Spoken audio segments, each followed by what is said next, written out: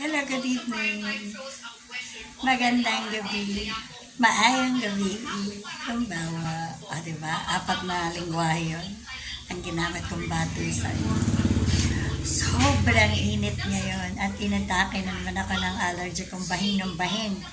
Ewan ko ba, 2 months na akong ganito. Gusto ko mong pagbintangan ang pinakamahal kong aso pero hindi ko magawa kasi tagal ko na siya kasama eh. Ngayon lang naman ako ganito. So baka ito sa init talaga.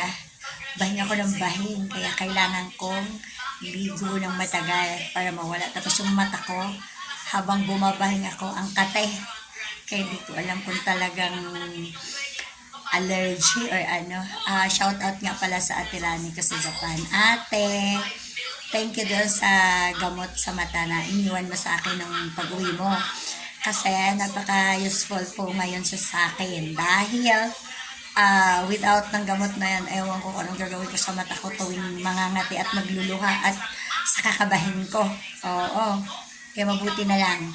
Iniwanan mo ako ng gamot na ganyan dahil hindi kaya ng mga eye drops dito. Baliwala, hindi tinatablan yung mata ko.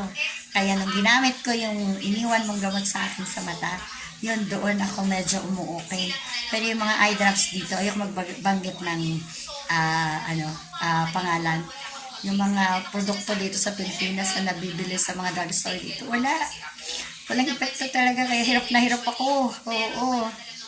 Kaya, eto, tapos ng maligo, bihis, yun, tapos maninood na ako ng teleserye dahil tapos na ang TV Patrol. Oo, habang pinakausap ko yung aso ko dahil nga siyang pinagbibintangan ko, nagkakaganito ako, pero hindi naman. Ewan ko ba kung naiintindihan niya ako sa mga sinasabi ko. Okay, have a blessed evening po sa ating lahat.